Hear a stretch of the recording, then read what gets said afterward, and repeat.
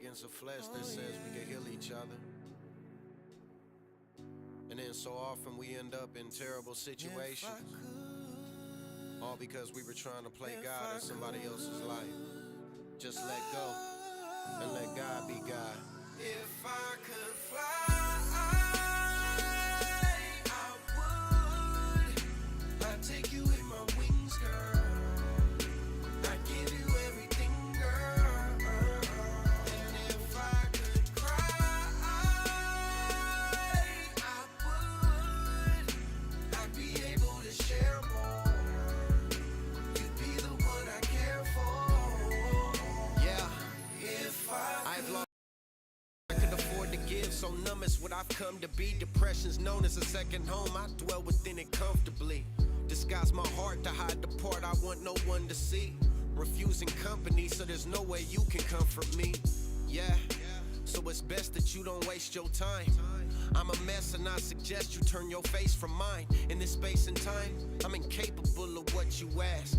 The lover you have grown accustomed to is just a mask. Be careful what you grasp. They dare to cut the sash, but they up and run when trouble comes, so nothing lasts. The eyes are the windows to the soul, and yours are beautiful, but right now my heart is hard enough to cut the glass. For real, I never thought I'd find them real. Yeah, but it's clear I need more time to heal. And me and my father need more time to chill. Cause it's gonna take an iron will for me to climb this hill.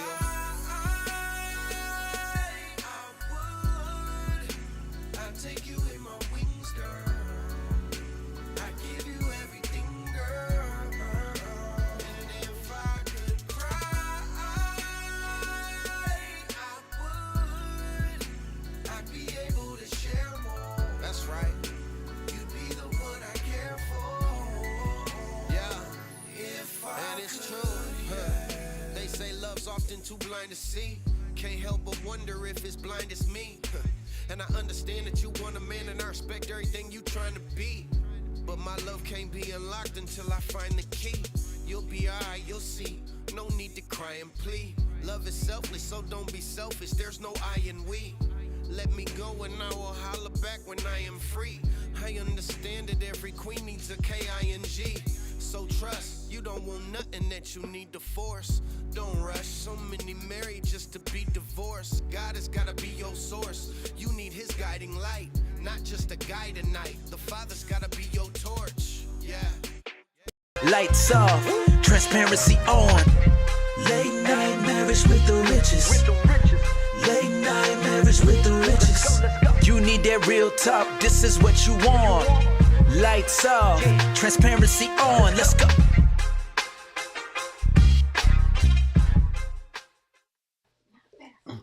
Hey, what's going on? What's going on, fam? This is Damon Rich with Late Night with the Riches.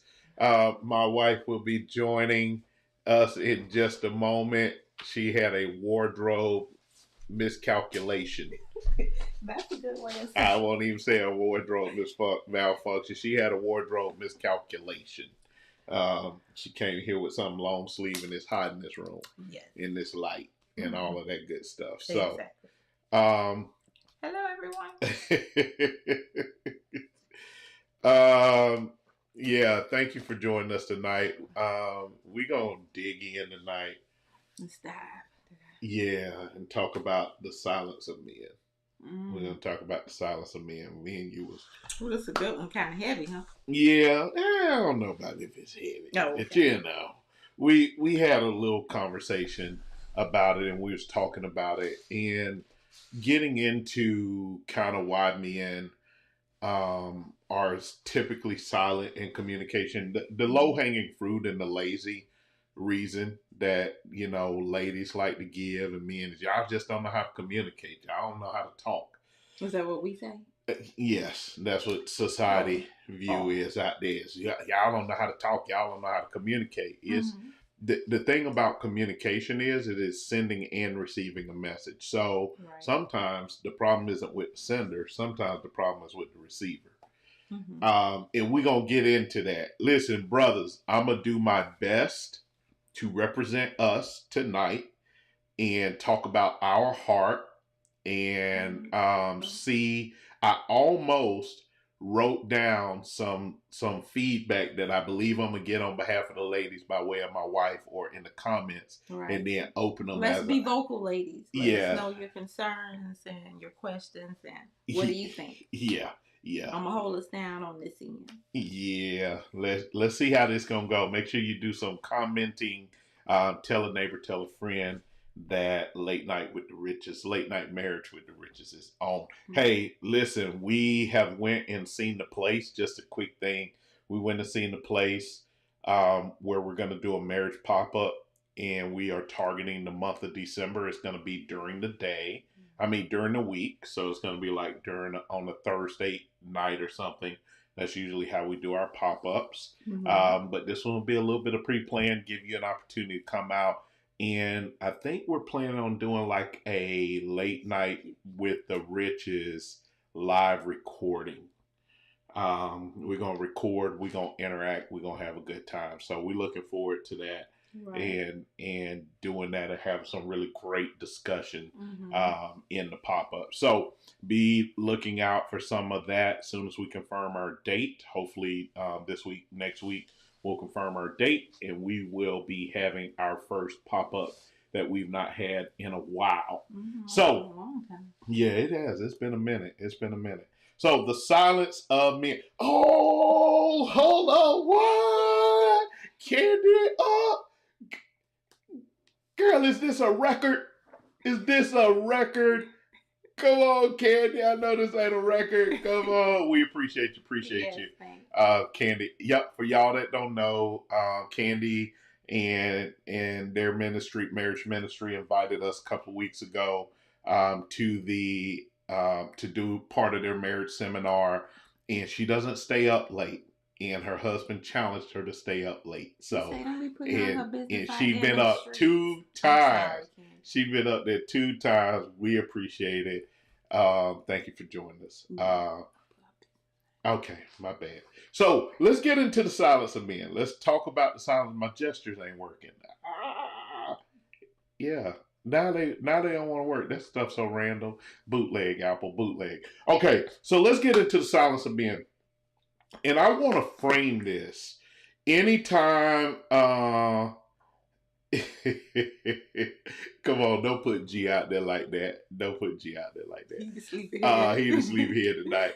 But tonight, what we want to do is I want to start somewhere different as we talk about the silence of men. One of the goals that we have at Marriage Refresh with Late Night Marriage with the Riches, as a relationship, GPT, all that, every avenue that we speak about marriage on is that we want to make sure that we're talking and make sure we include the Bible and give some reference, right? So I'm gonna start a little bit different tonight, and then I'm gonna get in the bag on why some of the reasons why men struggle to find their voice in relationships. It doesn't always seem that way, but we struggle to find our voice. And if I go back to Genesis 3:16, I want to frame. I tell people I could talk about marriage probably for at least a week or 2 straight just out of Genesis. But I want you to hear something. This is after they've eaten the fruit. The wife has eaten the fruit, and she's giving it to the husband. There's a principle that I teach about the residue of Adam and the residue of Eve. We as men still have some of the residue of Adam as he sat silently and watched his wife violate God's law, right? We as men still have some of that residue. So that's part of our battle, is that we still have some of that residue.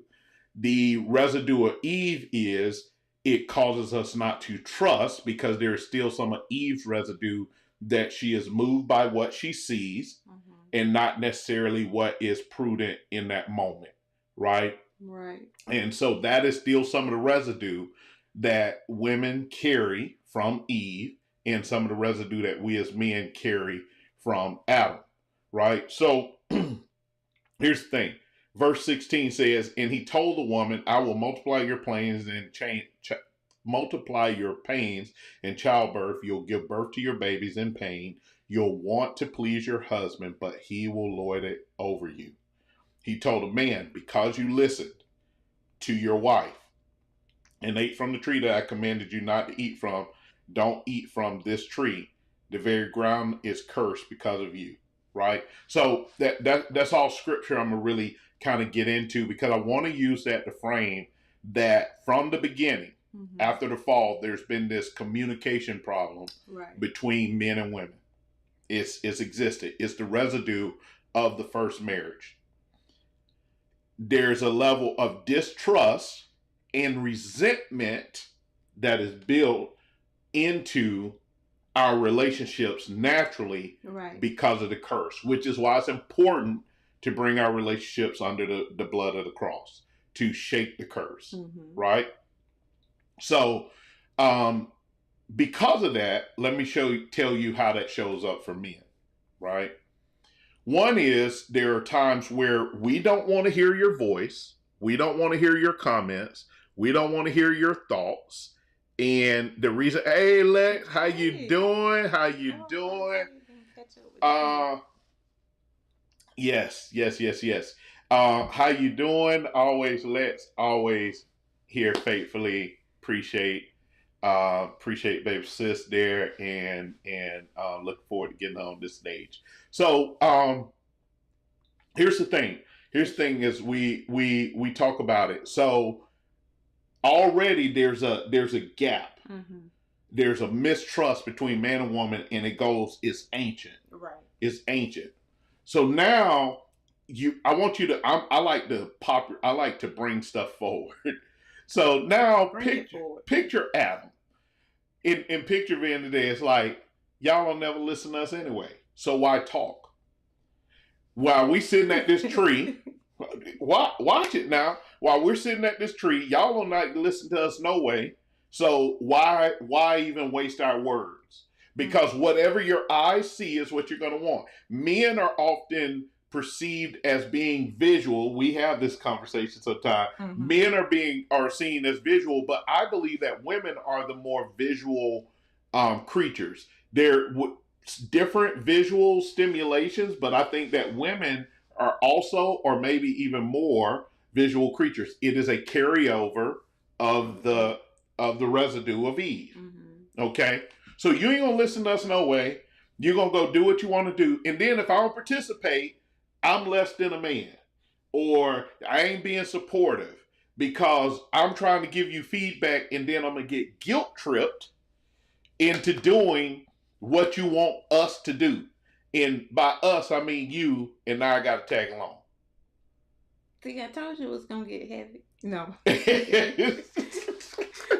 Right. For real, right? So that's the real thing, right? So now I'm not heard, because if I don't listen to you, I'm gonna go Bible again. Go Bible again. Abraham, God said, wait, we're gonna have a child, and I'm gonna bring it through you and Sarah. No. Forget what God said. I'm gonna help you out and bring this side chick over here to you. Abraham, go, bring the seed. Here we go. The child on the way. The side chick the side secondary wife show up. She started showing. So then she said, I can do something you can't do.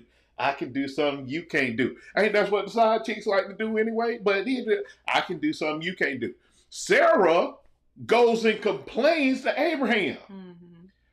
Hey, God, making fun of me because I can't have no children. And Abraham like, this your doggone handmaid, do with her as you please. So then Sarah started being mean to the chick. She run off. God say, nope, go back. I'm going to take care of you. Don't worry about it. But Abraham's got to deal with all this because he listened to his wife. Now, we do go further in the story when it's time to kick Ishmael out. Oh, now Isaac kick Ishmael out. But and now she's supposed to listen. Right, but she don't have an emotional tie to Ishmael. I want you to catch this.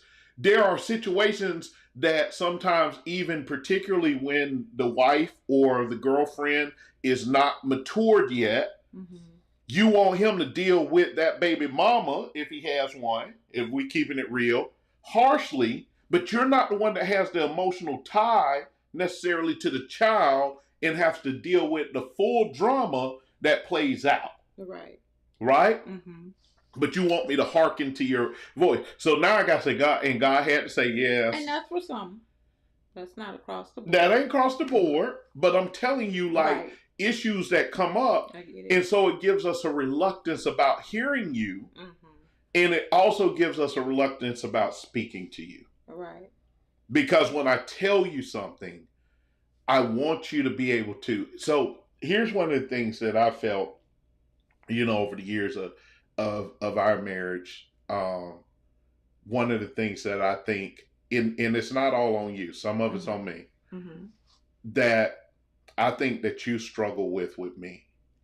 You struggle to hear my heart. Mm-hmm. You hear my words. Right. You hear, and I'll let you get into something you said the other day about tone, but you hear my words, Mm-hmm. but you don't hear my heart. And then that causes a certain level of spinning. Mm-hmm. Because I think that a woman has to be mature to hear the heart of the man. Right. And understand what he's saying. Right. I'm not only mature, but get to know.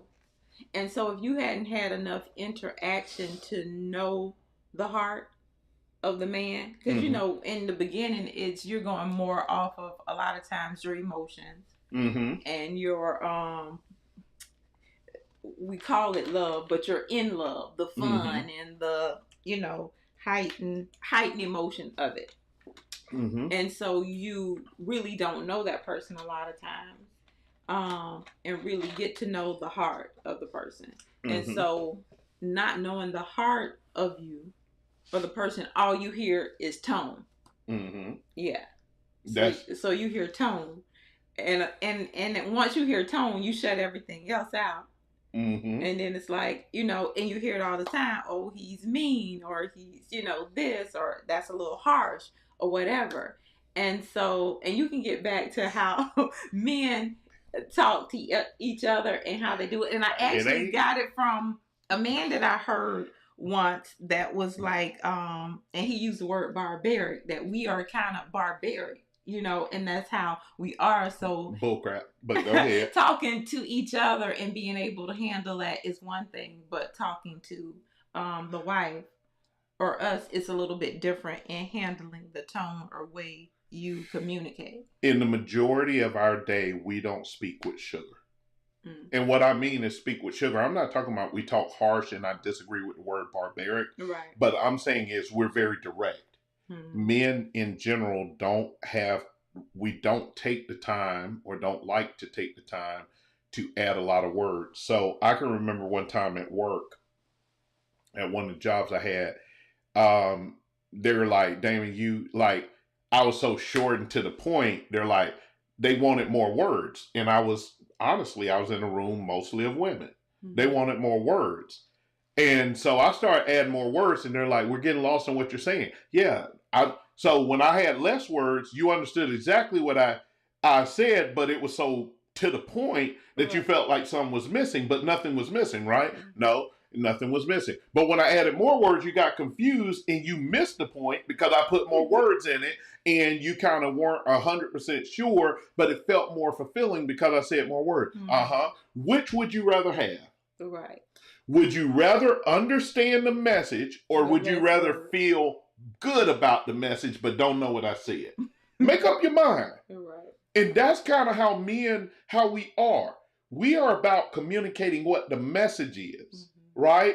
We are not about trying to make you necessarily feel good about the message we're trying to communicate, even if it's something good. It's like, saying, like, for a man, he'll come in, he been applying for the job, and be like, and he got the job, and everybody excited, and you excited, and he'll be like, yeah, babe, I got the job. You got the job? What did they say? What did they say? And you want all the detail. Right. Babe, I don't know. I got the job. They told me I was the best fit. I got the job. This is what the salary is. I'm really excited about it. Looking forward to the opportunity. End of it. Yeah. That is clear. Yeah, we're made that way. Right, We like but detail. But then Mhm. what y'all will throw at our feet, which makes us actually want to communicate less, is you make us feel like we're deficient in our communication because we understand that communication is about giving a message. Mhm. Right? Now, when I'm being a motivational speaker or inspirational speaker, yeah, I can throw some extra words in there to make you feel good about what I'm saying. It doesn't really add value to the message. But if I'm trying to teach you something, Mhm. I need to stick to the facts Right. to get you to the point of understanding. And sometimes that can come across as blunt, Mhm. right? But that's what will cause men to shut off and not communicate because we're made to feel as if our communication is um, That there's something wrong. that there's a defect in it. Mhm. When in reality, there's not a defect in it, because when we're listening to y'all communicate, we listen to all 20,000 words and we're looking for the 1,000 words that matter. But then it's like, you're not paying attention to me. And here's the reality. Okay? I'm saying it for the brothers. Here's the reality. We are not. Because by word, by 10,000, we have lost interest because we do not know where this story is going. Mhm. We don't know where we're going. And we're not saying that we want you to communicate with to us, like us, but we are saying, or the sometimes where you do get it all and we say it and then we be like, well, what did we say? yeah. And then you Oh, and then we give it to you. Oh, and that's another thing that y'all like to do. And well, what did I say? And then when we say it, there's kind of like vinegar on your face, like, yeah, that's what yeah, that's what I said, but it don't sound like you listened to the whole thing. Did I get the essence of the message? Yes, you did. In the story. Right. What is this algebraic communication formula I got to learn? But here's the thing, and when you said even that for men, that is either something wrong with it, that there's something wrong with it. A lot of times, what we have to learn to embrace and value about each other is that it's different. The communication styles are different, and as long as we come to an agreement or a compromise where I have to give and you have to give, you may not have to. Once I think you have your rhythm and flow, and you learn each other and get to know each other. Oh, he hears me or understands the story right about here, so I don't have to give the extra. And then for him to know on the days that I need to give the extra, he's filling out or she's in this space. And so I need to be considerate enough to listen to all of this, because this is more than just about what she's trying to communicate. This is a deeper issue. Yeah. So just learning those styles. And so we're quick to say he's wrong, she's wrong, instead of we're different. Mm-hmm. And then learning each other far as communication styles and giving some grace to where this would necessarily get on my nerve for either he's too short or too blunt or I don't feel he gets it, then he really does. And the same thing, well, she's gonna drag this out, for days, or what are you trying to say? It's like pulling teeth. But sometimes you have to listen to the whole message, and for us, sometimes you have to be okay with the short answer and the blunt answer and take it in love and know it's coming from his heart. But we as men are okay when we know we put, hey, how you doing? We as men, he done woke up. We are, never mind. We as men understand when we put it's a statement from one of the Marvel movies, Ant-Man. It's like, we understand when we have put the quarter in the jukebox and we got to let the whole song play. Mm-hmm. Right? We understand that. Mm-hmm. And so we like, okay, I put the whole thing in the quarter in the jukebox. I got to let the whole story play out. Mm-hmm. And this is what we understand. One of the quarters. Hey, babe, how was your day? And she go on like, I done put the whole quarter in. I put the quarter in the jukebox, right? And I gotta let the whole song play out. Why do these things are so random? Like, so random. I'm doing this. I'm down here. It's just like, hey, what's going on? So we do get and understand that, right? Mm-hmm. Here's the other part of why we're reluctant, have some reluctance of communicating. Before I go there, because I want to point something out about men in general, Mm-hmm. but I know for sure for black men, because I've been a black man all my life. All 47 years I've been a black man, right? I think my white brethren can also agree with me on this. Men were not taught to communicate. That doesn't mean they don't know how. So I want to be clear. Mm-hmm. We were not taught nor encouraged to communicate our pain. Nobody cares. Nobody wants to hear about your crappy life. Mm-hmm. Nobody cares. Nobody wants to hear about your trials and your trauma and your pain. Because most Suck of the it time, up. yeah, I was about to say, most of the time when you start to explain or say, it's like, okay, suck it up. You're supposed to be Suck able to it up. take it. Girls have been taught Mm-hmm. to voice We their feel that. opinion in their comments and their feelings pretty much all their life. Mm-hmm. Men are not taught that in general, right? Right. They are not taught to speak outwardly about their inner turmoil. Mm-hmm. Even when we are visibly wounded and we start to cry, which is a form of communication, suck it up. Mm-hmm. Didn't raise no sissies. Mm-hmm. Suck it up. Don't be no punk. Suck it up. It's going to be okay. Just dust yourself off and keep on going. I'm bleeding all down the arm. It's okay. Mm-hmm. Go rinse it off with a water hose and get back out there and play some more. We don't want to hear. And only if we are unrelenting or acting out of character. Mm-hmm.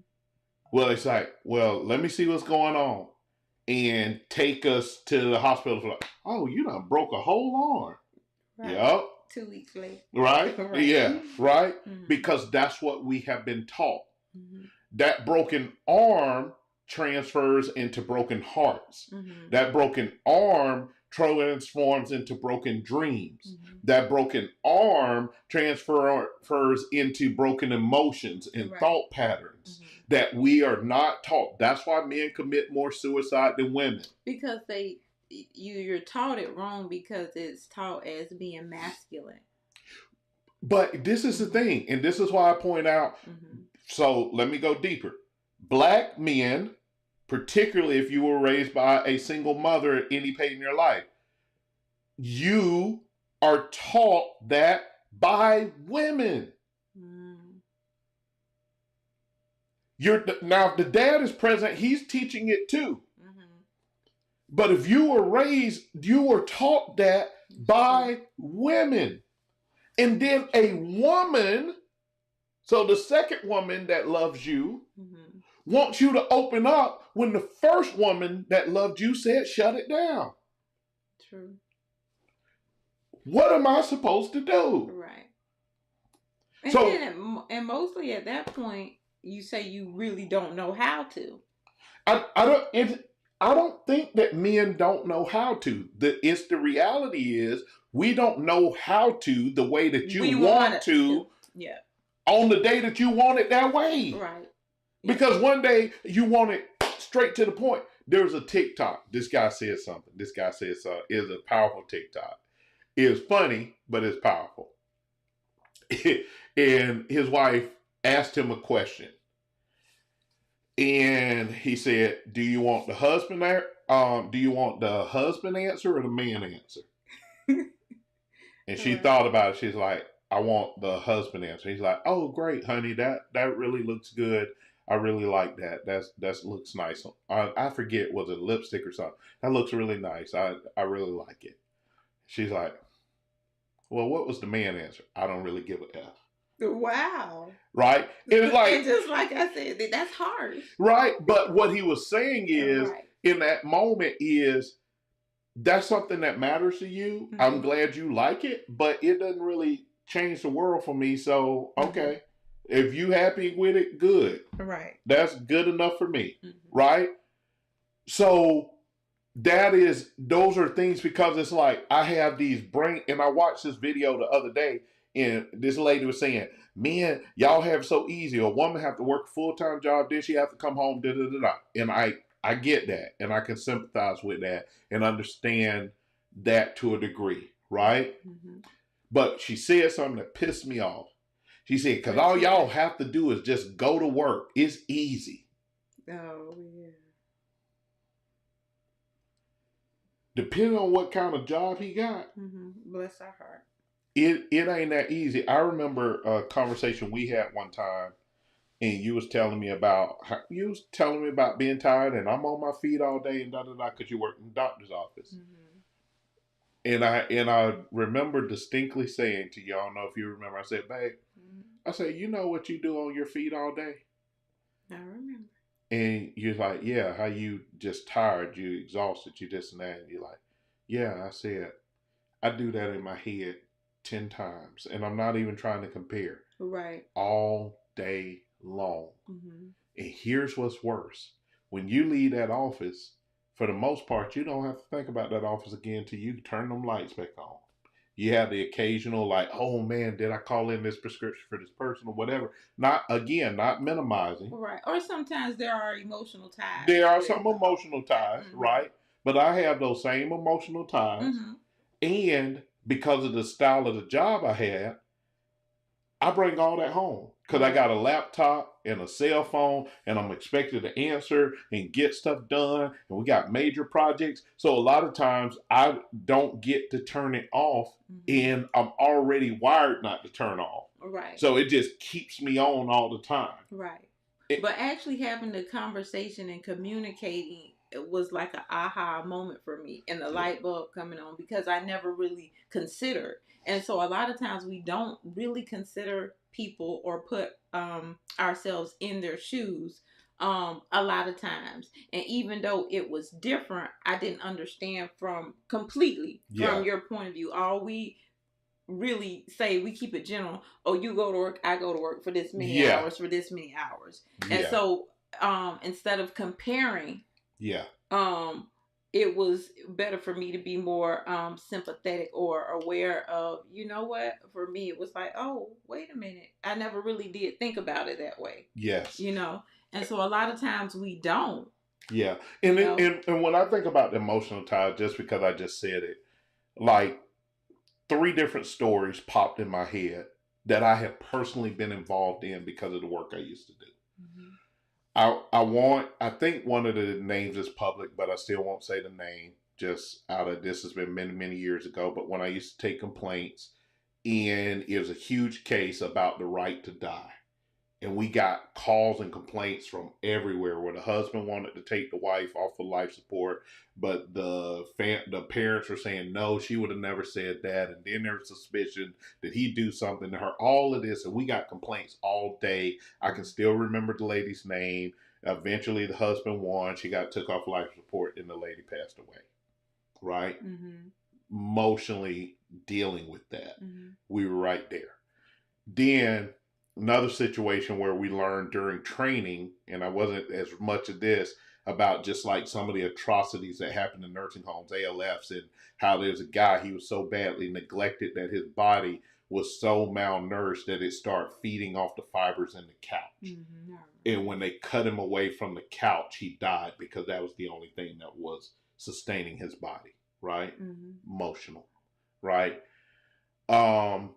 And then the last one was a case I was directly involved in, where we tried to get the family to listen, work within the system. We're on top of it. This, and that. The family went, and everything was good. The daughter was about to get a liver transplant. Everything was set up, but the family kept pressing, and they went a back door, and somebody within my operation that I was responsible for, they got through, and somehow it went, and they got everything that we had done undone. And the hospital canceled the transplant, and the lady died. She's like 30 something years old. Right? those are all things that like weigh, and it's not saying like, because I know you deal with mothers that had lost kids and y'all have to see them, and so that makes for the perfect storm of not really understanding each other. Like we both really have taxing jobs or whatever, but I wasn't making that so much about us, but it's about the young lady saying that his job is easy. You probably don't even know what his job is because you hadn't actually asked. And again, it goes back to one of the reasons men don't open up is because we're not sincerely asked how we're doing for actually wanting to know how we're doing. It's a courtesy so that I can really, whether it's intentional or not, get to what I want to talk about. And it would be rude of me not to at least ask you how your day was. But we don't often give a lot because we don't pick up a lot of detail. And when we do finally make it home, unless it's just something really, really like it. Right. Shout out to all the husbands that occasionally gossip with their wife. I mean, just, whatever. And I say gossip, you have some good conversations about some craziness that happened at work. Shout out to the husband to do that. But for the most part, we don't do that. We do it from time to time, but we don't do that. Right. But that's what makes also, when you think about it, a really good friendship, being able to do those things. So it goes back to, again, give and take. And so when we come in, a lot of times we come in with our own mindset of things are going to go the way that I see them or want them to go or how I've been doing things. And it's always about bringing the two and merging the two together. Yeah. And so it's always going to be compromise and always going to be give and take. And the moment you lose sincere sight of that, then that's when the issues and all the other things start to creep in, even on the days that you don't feel like it.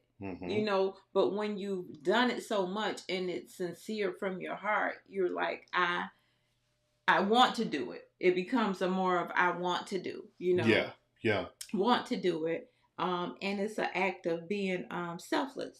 Selfless, yes. Because as human beings, we are selfish as much as we don't want to admit it a lot of times.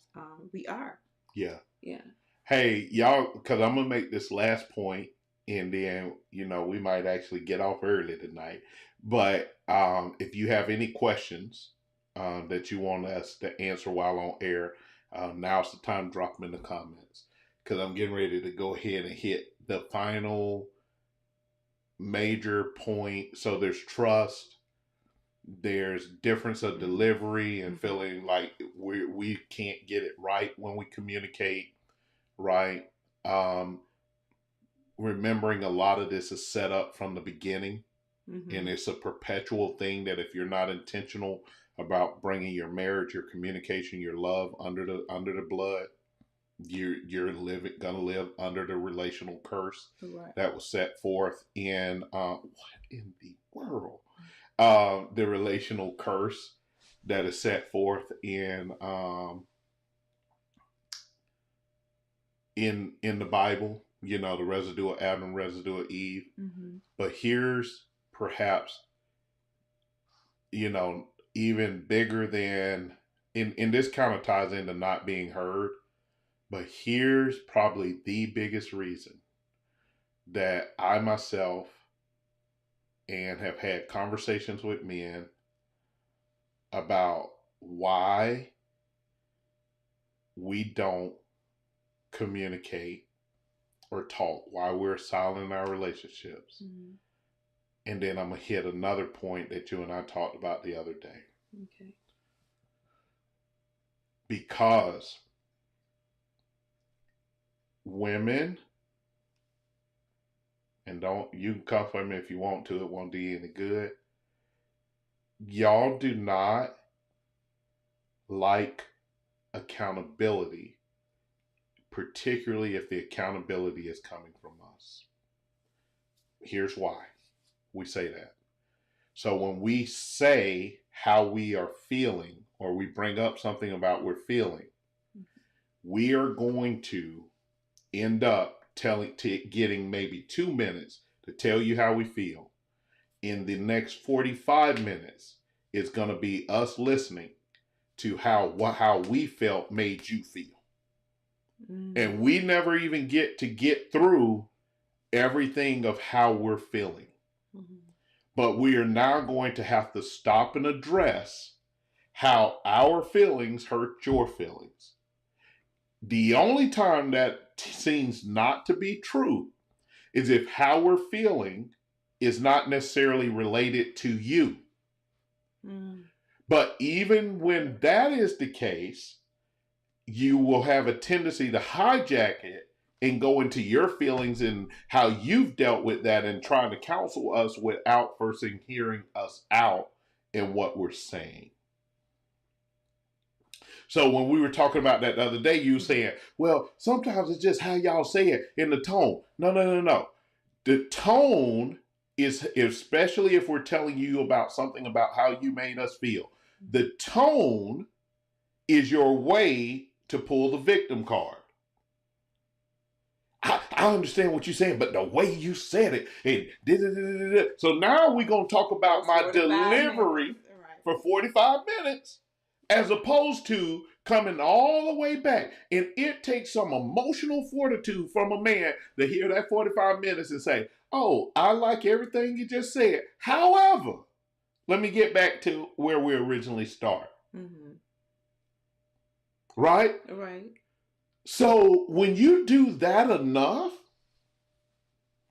or here's another one, if I could give you point B to this, when we say this, because this is what actually is happening, our words are getting weaponized. So now I've shared something with you, and now you're weaponizing my words against me. I'm not going to want to talk to you. Right. I'm not going to want to communicate to you. Because you're never going to hear what I'm actually saying and take accountability for what I am bringing up. And then, sometimes when you do, you're going to go all day, or listen to what I do have to say. You're going to go all the way, and then you know what you're going to bring up? Well, I didn't say nothing when you said such about 2 months ago. Hey, we ain't talking about 2 months ago. We talking about something that just happened today, something that just happened yesterday. Why are we digging back to 2 months? Why didn't you address it 2 months ago? True. Oh, because you stored it up. You took it like a gun. You just loading the clip. I'm going to need this one day, so I ain't going to bring it up. I ain't going to bring it up I ain't going to bring it up right now. Right away. Oh, yeah. I'm gonna get back. I want to get to that, Lex. I like that question. Mm-hmm. What did y'all come? You say Brandon and I talked yesterday. Would you rather talk when you have a problem right away, or give it time and come back to discuss? Okay. What did y'all come? What did y'all land on, Lex? What y'all land on? So here's. Because I have some thoughts about that. I'm going to come back to it. But when we sit in that situation, it's like, let's deal with it. Mm-hmm. Right? Can we deal with and hear me in this moment?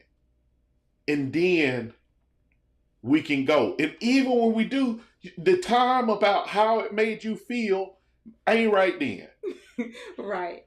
So it's so many things that we have to peel back. And it's layers to this, because one, for a lot of us, it's a broken area. Yeah. Or we have an issue, or we're unaware. Yeah. And so if you've come up, and especially for women, if you think about it, and DeVelle Ellis laid this out one day, and I was like, oh, it makes so much sense. When we come up, or when we're younger, as little girls, if something happens, or we cry, or have a boo-boo, or whatever, if someone is standing there, especially if it's a male figure or whatever, they'll be like, oh, it's his fault. So it was always blaming somebody else. And then they'll be like, well, you stop that, and you don't do that anymore, and don't you hurt her, and don't you, do all of these things. So we were taught that the accountability goes to him, or on someone else. It was not my fault. Yeah. That these things happen. Yeah. Even if it was, and I'm not saying every time it was, but if you think about it consciously, a lot of times we did. It wasn't our fault. So we came up kind of not really taking accountability as the girl, and we were like, oh, she's this and she's that. You said that out loud? I did. when you learn, when you know better, what is it? When you learn better, you do better. Oh, you grow better. When you know better, you grow better. That's my saying. Tapped out. Candace tapped out. All right, go ahead. Yeah. So when you know better, you grow better. But a lot of times it just comes, and so like you said, it goes back to the garden, far as just the communication and how we communicate and the difference of it. And so we're always pointing the finger. That's wrong. Oh, that's wrong. Right. So you never really get anything accomplished if you don't become a lot of times mature in emotions, right, and all of the things, but definitely in emotions, right, where you're able to have these conversations and really listen to the heart and the meat, mm-hmm. instead of getting in your feeling about it. Yeah. And not that if you have an issue with sometimes certain things or whatever, to address that or bring it back, but make sure you keep the issue at that time, and not do the back and forth or be like, okay, well, when you did this, because you never really get anywhere, but going back and forth, you really don't solve any issues. And that's so important, because Lexus was bringing up something about, like, do you solve it then or do you solve it later? And in a lot of things, it depends on a lot of things, right? Mm-hmm. This is so in our communication thing that we did, Rich Conversations, and we were talking about communication. One of the things that we did in our journal, or often, let's say she wanted right away, Brandon wanted to drag it out for 3 days. Men are processors. We are processors for sure. Here's the thing that we said to do when we gave the every room in the house communication thing. Mm-hmm. And if you haven't done our every room in the house communication exercise, something you need to do, because we basically talk about like 5 rooms that you need to have a conversation in. Mm-hmm. You need to have a conversation in 5 rooms, and I'll break that down if you're interested. But one of the things we did in our little workbook is to do a check-in. Mm-hmm. Before you start any serious conversation. How are you doing today? Right. How was your day? Kind of gauging where we're at emotionally. And I think that should probably impact where, if we need to address that thing right in that moment. Now, if it's urgent, it's critical, absolutely. Mm-hmm. But we as men, we do have a tendency, because of our frustrations around communicating in our relationships, and somehow we were taught, is we have a tendency to go in the cave. Mm-hmm. And it's okay to go in the cave, brothers. Don't stay in there. Right. But we have a tendency that if you went in our cave, and that's a figurative place, that you would find that we have a wall full of things that we really need to drag out of there and discuss. Mm-hmm. Right? So that is something that we need to do. But how that gets addressed, what is the lady's name? April Mason? Mm-hmm. Is it her? She does an excellent did an excellent podcast on femininity, and how she did, and listening to some of what she was saying, it's like, yeah, but femininity isn't really, that's why I'm out to upset the algorithm, because femininity is really skewed right now, just like masculinity. Mm-hmm. And what it means for a woman to be feminine. There is power in her femininity. I'm gonna give you Bible. I'm gonna give you some Bible on this. I'm making sure I ain't missing no comments. Go back down if you miss one. Down here? The other way. Where? Was it least right here? Because you was listening. What was it? 2 months ago. Mm-hmm. Oh. Yeah. And we have to wait to discuss when I'm married. I prefer to deal with it right away, but I've learned to give it time and then come back in a couple of days later when we're both in a good place. Exactly. Mm-hmm. And that's something I did learn like early on, because we want to like, let's do it now. Let's talk about it in the heat of the moment. And I don't want to wait, and this and that and the other. And you guys are different, so you're built. So you have to learn a good communication style, and also make sure that you do, especially if it's important, so it doesn't build and build and build. Go, and that's where the 2-month thing comes in. Go and address it. Go back. Make sure you go back and address it. Yeah. So that's on both parts, that you set some time to be like, we really need to talk about this or discuss it. You let things kind of cool down, but make sure you go back and address it. And so a lot of the 2-month issues happen because a lot of times we don't. We, get in a better place or a happy place, and we make up and all of the things. And so it's not an issue until it comes up again. Right. Or either you say it, and then it was like, oh, what about, 2 months ago? And so, well, we didn't talk about it 2 months ago. Right. But on both sides or parties, making sure that we intentionally, are we good? Did we talk about the issue, or did we get a resolved or some kind of understanding Great. Of what it is? Lexus, I ain't even finna go there with you, but your comment of, I like accountability, but this the kicker. I also needed a relationship that I respected enough to be held accountable. Woo! I need you to unpack that for me, ma'am, because I think it's some ladies can learn something from you in that, because that does bring up a very powerful point, and I don't even want to jump on it, because when you don't show the accountability in your relationship, you are saying something about how much you do or don't respect the person you're in a relationship with. Yeah. You are saying something big time.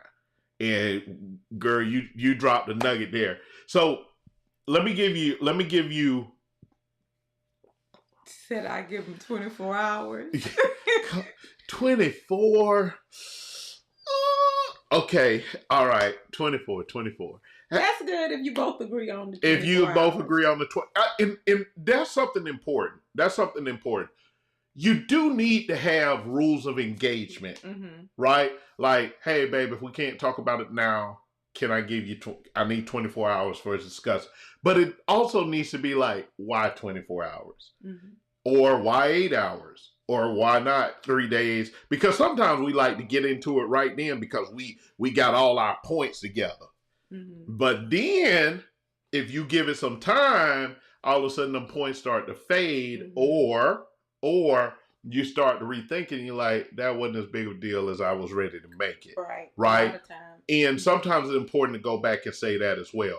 But let me give you something Bible that I think is very important. And when I was talking about femininity, and I'm going to talk about true masculinity, right? True masculinity, true femininity. Watch how powerful God says women are. When Solomon, known as the wisest man to ever live, was being given wisdom to move forward. Listen to what God said. I can't find anywhere in the Bible where this warning has ever been given to women, but it has been given to men. It said, be careful about the women you entertain, and I'm modernizing it, right? Don't mess with women who do not serve me or have a heart for me, because they will potentially turn you away from me. We see that with Eve. She turned Adam away from God. We see that with Abraham. We see this a few different times throughout the Bible. God gave this distinction. He said, this woman, I've given her a gift that has the ability. And we're not talking about, when we're talking about femininity, we're not talking about sexuality and being sexy. Right. We're talking about bigger and beyond that. The power, the influence is bigger than your sexuality. Yes. And we're not even talking about manipulation, although women can be very manipulative. We're talking about the ability to influence a man. And God is saying to the wisest man to have walked the earth, that you can be, your wisdom isn't enough to spare you from her gift. If she is not aligned with me, she has the power to turn you away from me. Right? Watch this. I'm going to keep going. So Jezebel believed in her so much when we talked about Jezebel that after Ahab died, when Jehu was coming and there had been a prophecy about Jezebel dying, it said that Jezebel went and made herself up. Now, she was depending on her sexual femininity. Jezebel went and made herself up because she said, I can seduce this joker, and if he gonna be the next man, I can seduce him. Jehu was not a fool. He said, throw that chick off the balcony. I ain't even finna fool with her. Right? Right. I ain't even finna fool with her because she has an influence and an ability. Hey, mom, how you doing? She has an influence and an ability to overcome and overpower kings. Right? Jehu said, I ain't even finna mess with her. Throw that chick down. She done got dressed up, put on her best. She's smelling good, looking good. And he said, throw her down. Right. I ain't even getting close to her. Because if I listen to her long enough, she going to have me just like she had Ahab. The power of your femininity. Right? Right? Nope. Solomon ain't listening at all. And he didn't listen at all. Right? Watch this. But I just want to say, ladies, even with you telling this or whatever, just know who you are, who God made you to be, and how important and the gift and the influence and the femininity and all of those things work together. And not for us to have wrong motive, which is the manipulation part, but just being true of who you are and your whole gifting and feminine being. The influence and the things that you can really, and the power that you have to really change and to really do things. Yes. Or we have. And watch this. Watch this. The queen who is writing Proverbs 31 and giving her son advice, because we always pick up at Proverbs 31 and 10, who can find a virtuous woman, because that's the part that everyone want to scream and shout about. But this woman said something in the very beginning. She said, son, don't give your strength to women. Women will drain your strength. And she was talking particularly about loose women. Don't do it. Also, don't be out here getting drunk, because then you might end up being a cruel ruler. But she warned him about women because she was a woman and she understood the power that women had. Now, I've never found anywhere in the Bible where women were given that same warning about a man being able to turn her heart away from God. But there is a comment. Now, let me talk about true masculinity. Talk about There is a comment in the Bible that you don't find anywhere where it's said about women. At least I hadn't. Theologians, welcome to check me or go back. It says, dwell with your wife according to knowledge. Dwell with your wife according to knowledge. There's nowhere in the Bible where it says, wives, dwell with your husbands according to knowledge. It says, dwell with your wife according to knowledge. Hold on. What is that telling me? I have to know her to a degree better than she knows herself. Because knowledge, I got to have knowledge about her. I got to understand her. Right? I gotta listen to and study and be a student. Not so that I can anticipate everything, but dwell with her according to knowledge. That is true masculinity. Knowing and understanding your wife. Right. Right? Understanding her heart. Now, you can't do that without God's help. All right? Knowing your wife. Yeah. Mom mentioned, and that's another one of our favorites, Samson and Delilah. Samson and Delilah. Another good example.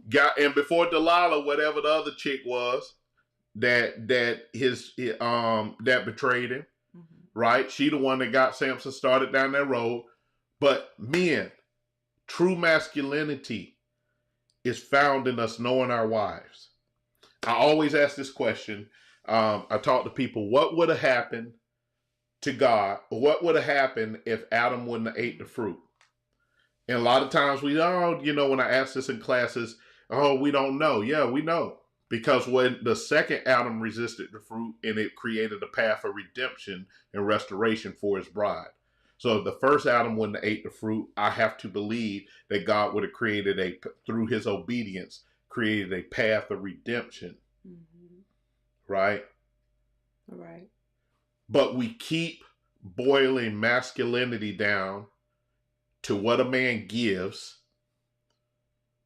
his muscles, his tone, his ability to get attention. Right. And we keep boiling femininity down to how big her breast and her button is, and how she sway and move, and how cute she is. Neither one of those have anything to do with external things. If you are a real woman, your power comes from within. If you are a real man, your power comes from within. It is not an external trait. Right. And I like to say that about Esther, and that's one of my favorites. For her to be able to attract the king the way she did, because there was more than her. It was lots of women there, and I'm sure a lot of them were beautiful and looked good. So it was something more. It was something deeper about her that made him choose her. It was more than just her external beauty. Yes. A man is looking for that. Matter of fact, the word of God says, I want to say it's over in Peter, but it talks about, maybe it's in Peter, but it talks about how, the outward adorning of beauty and all of that. That's not it. It's the inward beauty. Right? It's the respect that you have for him. God honors that. Right? Those things are the things that God honors. That's why, even as the word says, the word begins to say, it says, look here, check this out. The word says that perhaps, and I had to get the context because I think it's in the Corinthian church, maybe the Corinthian church. And he said, because you got to remember, let me get a context. Paul and them went in there. These people believed in all these gods. Then one of them got saved and the other was not. And Paul said, no, don't go divorce them, because who knows if your conversion and your chaste living might not also can save them. Right? So that tells me, right, in the first example he's using, and it does say the husband and wife, but it starts with the woman. It starts with the wife. Hey, wife, you might be able to actually convert him through your chaste living. Right? So now, again, your example, just like it can turn his heart away from me, can turn his heart to me. I can't tell you the number of men that I've talked to, like they knew about God, but it was the woman's relationship with God that drew them closer. And then the man sometimes end up spiritually surpassing her because she drew him in so hard, and all of a sudden he like, I'm owning. But drew him in, not manipulated him in. Yeah, drew him in, not manipulated. That's a great distinction. Right? So when we done went all off the course, right? All off the course. We getting close. We finna wrap it up. But about men and communication. Yeah, we're gonna get back to men and communication. But it is so important to understand the power of your femininity. It is try gentleness and an attentive ear with your husband. And see what it may get you. But with the right motive. Right. If it is to try and get him to do something that you know is against his will, but you know that if I wear him down with my manipulation and sex and whatever his favorite things are, if I'm wearing that right there, that's not going to serve you well long term. Same thing is true for us as men. Because a lot of times it's not actually, we think it's doing something when it actually isn't. It's actually, because they are aware. It's actually damaging your relationship. It's actually damaging your relationship. When you manipulate your spouse or you manipulate your significant other, you are actually damaging your relationship. Let me tell you why. Because you're becoming a prostitute. Ooh. Yeesh. Ah. What is prostitution? I'll give you if you give me.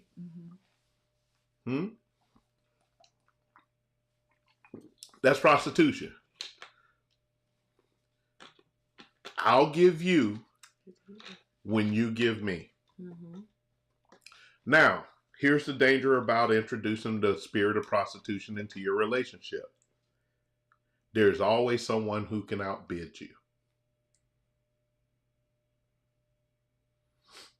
There's always someone who can outbid you. That's the danger of introducing prostitution into your relationship. True. There's somebody who will give your spouse what they want at a cheaper cost. Mm-hmm. Woo. And when you start making your marriage or your relationship, if you're just dating, Mm-hmm. right? If you start doing that, instead of listening to them and learning to build partnership with each other, if you start introducing the spirit of prostitution in your relationship, you will eventually be outbid by someone or something.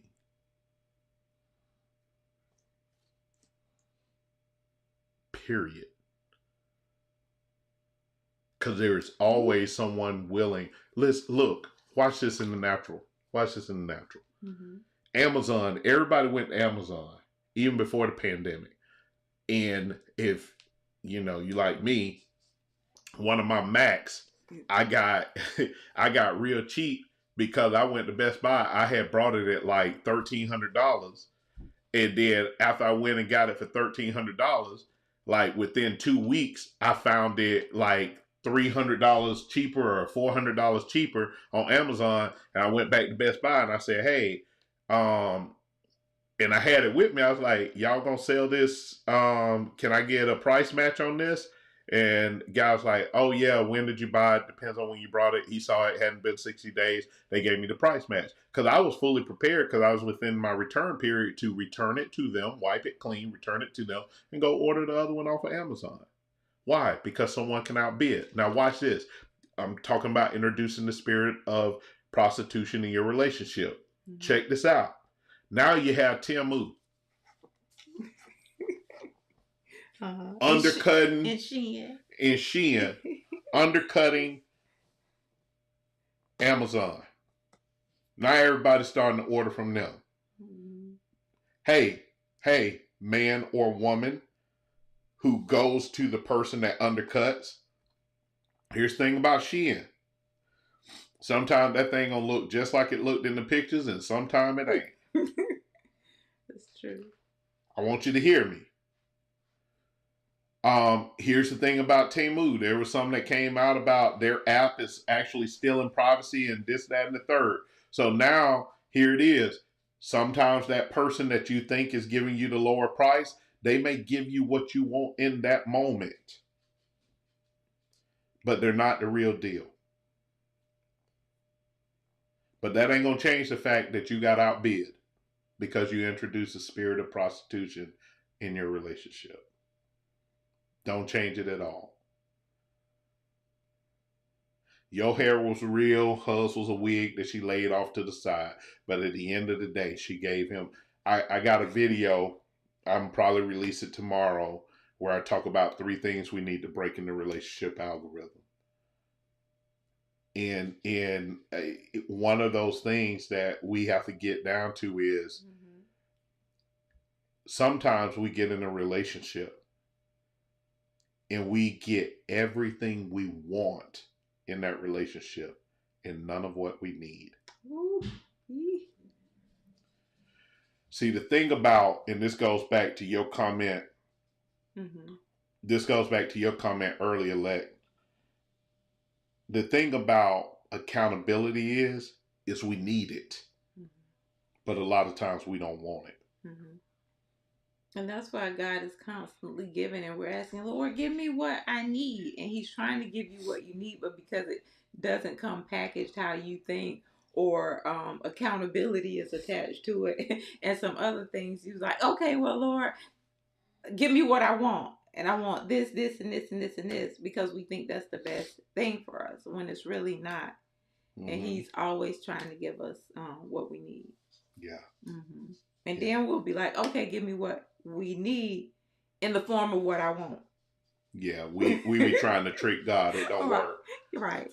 So many Manipulate people that. end up miserable in relationships because they get everything they want and none of what they need. Mm-hmm. There are a lot of people. Of what we think we want. Yeah. There are a lot of people Mm-hmm. who are walking around believing that, and I hear this more for women than men because there are more women ratio wise to men, is, oh, I can't find a good man. A lot of women, your good man is parked in the friend zone. The guy you wouldn't even think about. The guy that would actually give you the things you need and most of what you want. Mm-hmm. You got to make a decision. Is it more important for me to have what I need than what I want? Mm-hmm. Right? And think about it, a lot of times our wants change. One day we want this, next week we might want something else. Yeah. You know, it just depends. Our wants change. Needs are typically stable. Mm-hmm. So I thought we were gonna get off here early. We done went over. Did we miss any other comments or questions? I don't think so. Hey, listen, in December we're gonna be doing our pop up. We're gonna be putting the date out there soon. If you have any topic you want us to discuss at the top pop up, you know, we want you to come out, have a good time, hang out with the Riches. Yes. It's gonna be up at Parkview, at Cascade, that spot, whatever. We want you to come up, have a good time, and we are actively planning our marriage seminar. Mm-hmm. We try and decide if we're going to do one day or two. It's going to likely be in the same place if we can get the dates that we want. All of that's coming, but we going to like get real.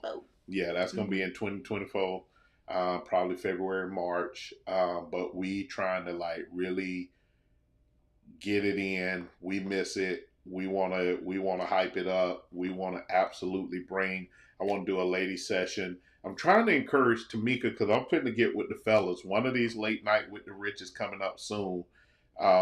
It's going to be men's night. It's going to be the men's takeover. So I'm going to bring the brothers on. Now you're trying to peel the car. What? What you say, Mom?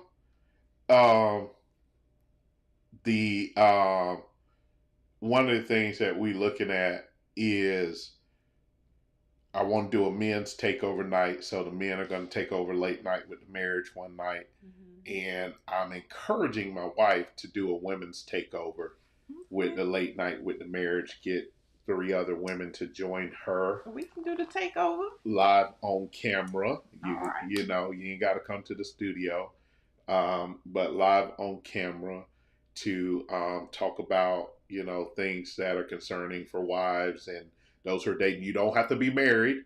Mm-hmm. Male for the men night or the women. You don't have to be married to be a part of it. Yes, Mom, you are included. Yeah. We you don't have to be married, but we want to have some really great dialogue. We want to do a women's only night for late night marriage with the Riches, and a women and a men's only. And who knows, at the seminar that we have next year, we might bring the ladies and the men to the stage separately to have some really good dialogue and conversation. So, yeah, that's the game plan. So, always about good conversations, communication, and getting to know each other. Yeah. Get to know each other. So I'm trying to slow it down. I done tried to close my bag because I can go so much deeper. But ladies, really take the time to listen to the man in your life. We struggle a lot. The walls close in on us quickly. Mm-hmm. Hear our heart. I'll share this last story with you closing out. As I continue to grow myself, because one of the things I want to make sure I am is trying to be a positive role model for husbands and those who want to be husbands. And I'm so transparent and open. I think it was about a week ago, we were sitting at lunch at Four Rivers, and we were just talking about some stuff, and we were getting ready to have to make a quick trip. And I was asking my wife in particular, because we were going to be leaving our youngest at home, and we had been going back and forth about leaving him home overnight. And I was like, nah, I don't want to. Hey, Brandon, you gonna come on? Hey, you gonna come on, Brandon? Only take over. He say, Oh, you checking in? All right. Hey, bro, I'm put a hot mic in front of you. I'll put a hot mic in front of you. If you tell me you in, I only got to get 2 more brothers, maybe 3 more brothers. If you saying you in, then that's what it is. Right. Lexus said, come on. Oh, yeah, we in here. So I got 2 of my people out, ladies already, but I only have 1 more then. 1 more, maybe 2. Okay. Yeah. Hey, so anyway, I'm going to tell y'all this. I'm going to let y'all go.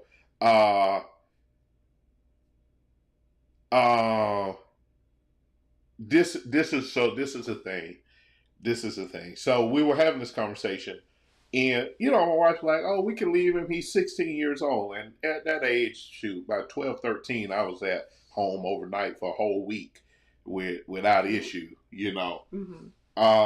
But I was asking Tamika, why do you think I don't want to, do you think it's about fear or whatever? And I've definitely battled fear in my life. Still have some areas where I have to overcome it or continue to work and overcome it. But I was sitting there, and I'm about to say something I didn't even say to her that day. I was asking her why she thought it was. She thought it was linked to some of my fear and some other things. Mm-hmm. And I explained to her my why. Mm-hmm. And I think she had heard some of it, but she hadn't heard the full heart of it. And for reasons I can't explain, I was fighting hard not to cry. Because I was thinking about my youngest, for whatever reason, when it comes to personality at his age and how his quirkiness. I am so proud of my kids and their uniqueness. What? The pack mule in the house, the old man. Love you, love you. Oh, I'm gonna bring Unc on too. Yeah. I can get that old wisdom. But I was proud of all my kids there and how they are, and them being their unique selves or what have you. And they all remind me of myself in different ways. Mm-hmm. My youngest son, I have the most where I look at and how I can see how sometimes people try to impact his uniqueness, and it's what I allow people to do to me, and I'm very protective of his uniqueness. Mm-hmm. And so while I was telling, Tamika this, I couldn't stop. I just was overcome with emotion. I was crying in the middle of Four Rivers, and it brought up a whole bunch for me as a man. Because in this part I'm gonna say out loud that I didn't say to her is everything in me was trying not to cry in front of her. Because I'm going to keep going back to the accountability statement that Lexus made earlier about respect. Men we feel, and we often experience, that when we show any type of softness or emotion outside of where it's expected at, like you're expected to cry at a funeral, you're expected. There's many times I've just found myself shutting myself off, whether I go to my other studio or I'm in here by myself and just shed some tears because I didn't want her to see me cry. Right. And that is one of those things that as men, we battle with because of how we're perceived as weak. And the reason I say I go back to Lex's comment is that when you show that weakness, then you're not respected. When you're not respected, the relationship isn't respected. And so there's just a whole lot that's sometimes tied to that. Mm-hmm. And sometimes, not to cut you off, I think in our heads or in our mind, we think that's the case without ever putting ourselves out there and doing things that we think is going to be perceived a certain way. And that's some of our upbringing and some of the things that we even need to unlearn as people. And I definitely say for women, because a lot of times we don't show vulnerability because we think it's going to take something away from who we are. But here's the thing, Mhm. y'all don't really wrestle with that. Mhm. Women do not get looked at differently because they cry. No, but sometimes with showing vulnerability, for No. some reason, there's an issue with each other. No, y'all have a problem with showing vulnerability with each other because y'all know how. And I quote from other women, I don't like dealing with other women because I know how manipulative and catty women can be. So y'all vulnerability has to do with cutthroatness, Mhm. not necessarily how you're gonna be seen differently, Right. right? And that's something we'll definitely talk about in our Yeah, y'all women's can talk thing. about that in the women's thing, Mhm. right?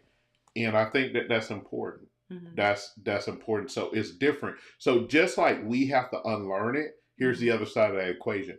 Women have to unlearn seeing a man as weak if he ain't crying at a funeral Right. or sick or something. Mhm. You have to unlearn that behavior. Sometimes unlearn it. For me, I didn't have to unlearn it because I never thought that way. And I think a lot of times we have an across the board of everybody thinks the same way, even if it's the majority.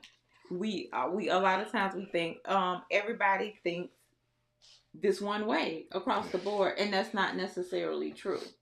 Yeah, Mhm. but this is what we're taught as men. We don't read words, we read actions. Mhm. And sometimes even y'all don't recognize it, it shows up in your actions. Mhm. Mm-hmm. That's the thing. That's the thing. Is it shows up in your actions. That's true. And so we in fact, in men, y'all can back me up on this if I get this wrong. In fact, more often than not, we will not trust your words. We will trust your actions. Mhm. And I've heard women Right? say that too. Right? We will not trust your words. We will trust your actions. Because that, even though we use the term amongst men, we do expect men to be a man of their word. But in general, how we judge them if they're a man of their word is do their actions match their words? Mhm. And when their actions don't match their words, we count you as not a man of your word. Not because your words fail, your actions fail. Mhm. My good friend Derek say, I think he say his daddy used to say, it didn't cost you nothing to say that. So that's just like, you can say whatever you want because it don't cost you nothing to use some words. Mhm. It's your actions. Yeah, for sure. Right? That's just like how men will apologize to a woman over and over and over again. And she'll accept the apology over and over and over again. Mhm. And ignore his actions because she want to hear his words. Actions. Yes. Right? Mhm. She ignores actions because she want to hear his words. If you listen to the song, my brother put me on this song, Mr. Wrong, with Drake and Mary J. Blige. That whole song is all about a woman wanting to believe a man's words while ignoring his actions. Mhm. That's what the whole song is about. You're right. Right? Yeah. So I'm gonna stop right there because when I get into this. Oh, and you do have to be careful about who you get to see your tears. Mm-hmm. Because she knows it's hard. Yeah. Yeah. And I'm she's the one who gets to see him cry. Yeah. And I ain't as old as you. I ain't reached that in its fullness yet. I ain't reached it in its fullness yet. I'm getting there. I could not, even if I would have tried to run to the table, I couldn't have got away fast enough. That run from the table, I couldn't have gotten away into the bathroom fast enough on that day. So, but I also think it's because I'm finding a new peace, and in that new peace, it allows me a certain comfort. Right. Here, and that peace comes again to where you are in your individual work and who you are, and not so much on me or my response. Somewhat. Did you know what my response was going to be? No, it wasn't even so much about you. It was partially about, like you said, about your response or whatever. But I didn't, and you're right. I didn't really care about the response. I did care about the response because I was trying to fight it back, right? But here's the thing: the peace, the peace comes from establishing trust. It didn't have anything to do with your response as much as it's almost like a sign from God, like you can trust her in this moment. It's rebuilding and establishing trust, and that's where real peace really comes from. You cannot have lasting peace if there is no real trust. You can't have it, right? So I almost feel like when the word says, "Blessed are the peacemakers," one, peacemakers have to be willing to suffer conflict. They have to live in a place of conflict. But also, peacemakers have to be truth tellers. Right. Because they want lasting peace. And sometimes telling the truth causes conflict. Right. And so a lot of times when people think of peace or peacemakers, they think, oh, this quiet individual who really doesn't say anything or address the issues or what's going on. They're just going to sit back and be peaceful. Yeah. But like you say, bringing true peace is bringing true peace. If it disrupts whatever is going on, or a temporary sense of peace to get true peace. What did Jesus, the Prince of Peace, brought conflict? How did he bring conflict? Through truth. Period. I'm built for that. That's why I want to upset the relationship algorithm, because I want to bring truth. And I'm going to close out with this last statement. You'll see it in my video. I'm tired of one of the things we got to address, and we're going to talk about this on the men's show. I am tired of men complaining about having to be men. There are some things that just come with a set of balls. It's the cost of having nuts tax, right? I'm going to make that shirt. The cost of having nuts tax. There's a thing. Ladies, I'm tired of hearing women complain about being women. There's a cost of having breasts. That's the reality. Oh, you kept nice. Yeah, cost of having breasts. I moved it up. Yeah, thank right? You. There is. And we are being able to find the beauty in that, and going back to the beauty and the uniqueness of who he made us to be. What we were talking about earlier, that power of influence and femininity, and all the things that we're empowered with, and not complaining about the things that he's trusted us with and to do in our uniqueness. Yeah. Salesmen are taught, if you want to lose a sale with me, let me be in the room while me and my wife are trying to purchase a car or whatever, and you keep looking to her. You ain't going to get that sale from me because you have disrespected me. Now, she might be the influencer on whether we want it or whatever, but if you don't acknowledge me as that man in that room, you ain't going to get that sale. They have messed you up. So anyway, all right, listen. Hey, fam, we out of here. I couldn't stand to see him come down my eyes, so I had to make the song cry. That is Jay-Z, Good Dude. Know You Love Me Like Cook Food, even though, anyway. Hey, we out of here tonight. Thank you for joining us. Thank you for sharing, supporting, and loving us, and can't wait for the pop-up. And we will see you next Wednesday. We out of here. Love y'all for real. Good night. Good night.